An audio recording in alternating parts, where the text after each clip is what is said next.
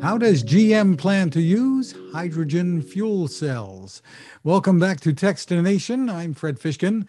With us from GM is Charlie Freese, Global Head of GM's HYDROTEC business. Thanks for joining us, Charlie. Great to be here. Well, give us the description here of what the HYDROTEC business is. Well, it's kind of like a company within the company. GM is making hydrogen fuel cells. We've been doing that for well over 50 years, dating all the way back to actually the 60s when we did the first hydrogen fuel cell vehicle in the Electrovan. But what's different today is now we're in the process of commercializing the technology. So it's really evolved in a pretty dramatic way. And we find that it has a great opportunity moving into support our 000 vision at GM, which is zero emissions, zero congestion, zero crashes. And to get to that 000, we need to have a technology that can not just service the smaller vehicles with electrification, but also service the largest of all the vehicles, the ones that carry heavy payloads, travel long distances, need the range, need a lot of energy on board. And that's really where hydrogen fuel cells come into play. That's interesting. So, I mean, obviously, I'm not driving a hydrogen fuel cell powered vehicle. And GM is announcing, as all the automakers are, electric vehicles, EVs. So describe for us so that we can all understand where the hydrogen fuel cells will fit into the picture. And I guess it's beyond the vehicles themselves. So tell us. Yeah, well, it's interesting because batteries are a very efficient way of moving vehicles, and they're over 93% efficient. So the great advantage of the battery is it can produce a lot of power. And if you're moving the smaller vehicles like we drive every day with our drivers, to get to work and school and to the grocery store, that's perfect. And even when you get into the larger vehicles and you start talking about vehicles that are hauling, let's say delivery vehicles is a great example. If they're hauling half empty Amazon boxes or potato chips, it's a great application to apply batteries. But if I start hauling really heavy payloads, now if we're talking about liquids or steel, things like that, and I want to haul long distances, and I can't afford the time at either end of the beginning or the destination location to recharge the batteries, that's where hydrogen can play a really unique role. It can give you that zero emissions, electrified, more efficient propulsion system with no emissions other than water vapor. And we can also give you the ability to get the range, so hundreds of miles beyond what you can achieve with the batteries without compromising the payload of the vehicle, and also doing it with a very fast refueling time. So we're talking minutes instead of hours. And that's a big advantage because if you're using commercial vehicles and you make money when the wheels are turning, you need to keep the wheels turning. So we've announced over the last 12 months some applications that are really interesting in their ability to do that. One is a collaboration we're doing with Navistar to apply the hydrogen fuel cells with our HYDROTEC technology into the Class 8 trucks. So 2 of them would go into a Class 8 truck application. We've also announced with a collaboration with Wabtec, which is locomotives. So these are big locomotives on the rails. And now if you take that same technology that goes into a Class 8 truck and use maybe somewhere between 8 and 25 of these, you can power a 3 megawatt locomotive. And that gives you the ability to put clean technology on the rails. Again, big vehicles hauling heavy payloads, long distances that need fast turnaround. All of that can be achieved with the hydrogen. And then we've also got another collaboration applying the technology to aerospace, and that's with Liebherr Aerospace to develop a replacement for the turbine in the back of the aircraft that is the auxiliary power unit, and instead doing it with a clean hydrogen technology that's quieter, more efficient, takes the emissions out of the picture. So that's yet another very different application.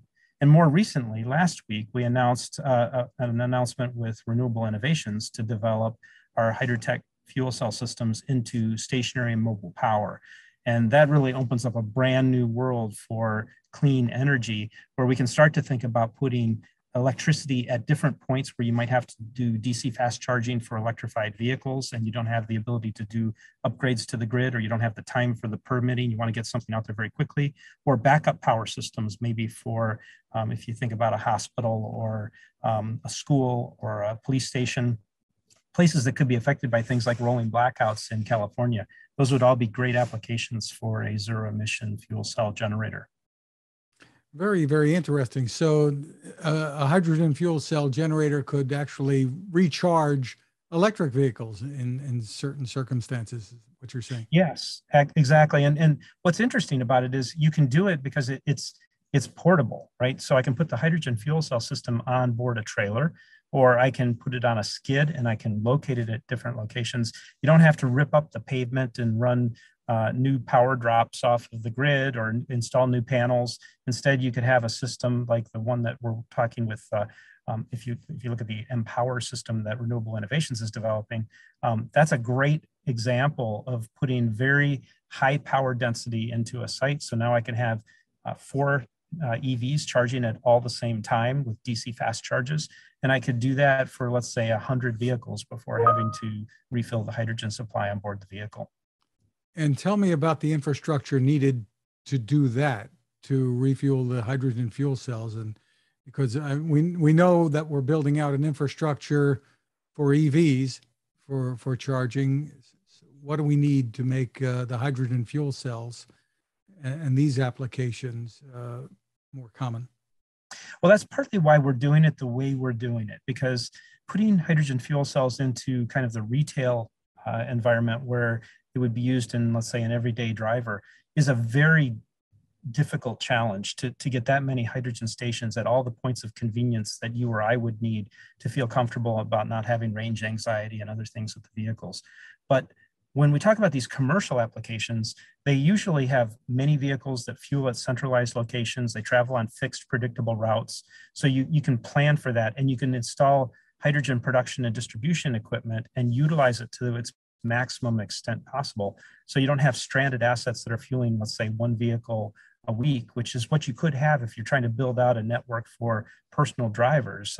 You need maybe a station on a street corner, and there just aren't enough vehicles there to fully utilize it, which is an expensive proposition for the company that's installing the infrastructure for that. So we're trying to target those applications where it automatically already will provide value for the customers. And then to get the hydrogen there, there's a lot of different ways to do it. You can either use green hydrogen, which you can use electrolysis to take energy off of a grid that's either leveraging wind or solar. And that's a big advantage actually to the renewable energy grid, because those are both intermittent power sources. You can't plan on the wind to blow every day the same amount, or you don't get the same amount of sun load every day, especially when you start talking about seasonally. And so to really maximize the investment for renewables on the grid, you have to have a way to buffer it over possibly months, certainly for weeks. And so hydrogen is the way you can store large amounts of energy for enough time to allow that to happen. Then using electrolysis, you can take it off the grid, not just at a central location, but you can take it off the grid in a distributed manner close to the point where it's being used. So now I've opened up a brand new opportunity where I don't have to rely on expensive transportation or storage. Instead, I can produce the hydrogen close to where it's used, minimize the storage cost. That brings the overall cost of the system down. So that's yet another way to do it. And then in the meantime, we don't have full availability of having, let's say, green energy on all the grid around the country. So there can be bridging strategies. And one of the things that we can do is like gray hydrogen, where we can use steam methane reformed natural gas. And this is a great way to take already greener technologies, even though natural gas is still a petroleum related fuel, but it could be actually cleaning things up by not just finding a more efficient way to use it, but it could also be taking recovered natural gas that comes from methane that's coming from landfills or wastewater treatment plants. And rather than letting those go and vent into the atmosphere, we can capture it and turn that into green hydrogen. So that's actually a very positive way of using those sources of energy. What are the chief obstacles that you need to overcome here to achieve all this? Well, today we're already seeing applications where the hydrogen fuel cell can provide a cost of ownership advantage for some of these different markets. I think one of the biggest challenges is just having some stability, knowing how the rest of the industry is going to be building out and coordinating it. So we make the hydrogen fuel cells. We're working with partners to put those systems into their product, whether it's a locomotive or a Class 8 truck. So there's a lot of other players involved with it, whether it's the grid operators or the companies that are investing in electrolysis or storage and distribution and dispensing, all of those different technologies, and trying to get kind of this whole cast of characters together and moving them to get the technologies to bear in the right place at the right time. that's part of the challenge. So it's manageable, but it certainly takes a lot of effort in the early days when it's not everywhere that you can just drive up to a street corner and find hydrogen. But really, we faced this before. It wasn't too many years ago that I can remember diesel engines were gaining in some segments like pickup trucks for popularity, and you couldn't really find diesel fuel in a convenient way. People were going to the truck stops to refuel their diesel pickup trucks. And actually, a lot of people thought that was going to be the restriction on the growth of diesels in that market. But if you look today, you find diesel fueling stations at all of your corner grocery stores and plenty of convenient places. Actually, I'm driving a diesel pickup truck I'm sitting in the seat of one right now. So it's very easy to find. And so, as the popularity of the propulsion system increases, then there's demand. So then you can get the investment in the infrastructure, and it's kind of a self-fulfilling strategy that way. So the economics you're saying can make sense for this.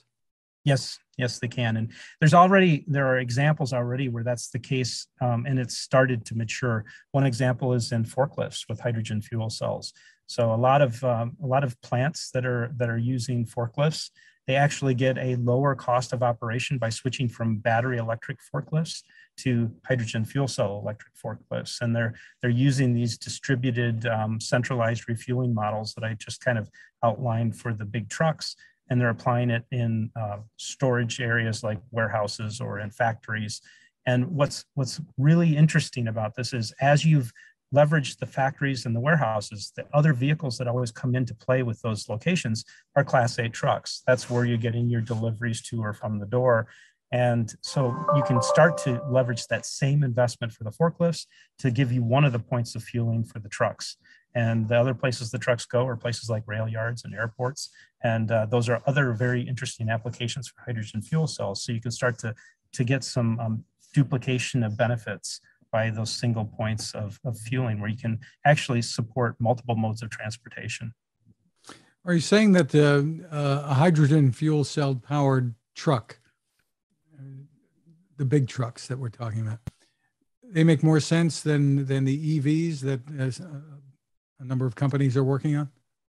Well, not for every application. And this is actually one of the things that makes me really happy with working within the strategy that GM has established, because we're very strong in the Ultium battery technology. That we're a leader in that technology, and we're also a leader with the HYDROTEC fuel cells. So that puts us in this position where we don't have to try to force, let's say, batteries into every application because that's all we have, and we don't have to try to force fuel cells into every application because that's the only propulsion system we have. Instead, we can start to look for what best serves the customer, and we can blend these technologies in an appropriate way so the customer is not disadvantaged. They actually have their pain points addressed, and we can solve problems for them. And that means that for some applications, some customers, last mile traveled with light cargo, that would be a very good application for electrics that use batteries. I wouldn't argue to put a fuel cell in them at all. But if you start going to heavier and heavier payloads, longer distances, multiple shift operation where you can't afford to leave the vehicle charging for long periods of time, these are all applications where the battery finds its limit, and you start to actually benefit by putting the hydrogen energy on in addition to a battery. The battery's still there because it's recovering braking energy, but it's much smaller, much more affordable, and it's also not compromising the payload. So as you put bigger and bigger vehicles on the road with batteries, what happens is you increase the size of the battery, the cost of the battery, the mass of the battery, and the charging time for the battery. And these can all be constraints that put practical limits on where it makes sense to put battery power versus putting hydrogen. For more information, where can we go? Well, you can look on the GM websites, and you can find, if you just look up on GM's website, there'll be information on what we're announcing, some of the press releases that we've had on our different collaborations with different partners. And as time goes on here, I think we're going to have some really interesting things to talk about in the future using what builds out from this technology and our strategy. Again, it's called HYDROTEC with a TEC on the end. Charlie Freese, thank you for taking the time with us. Thank you.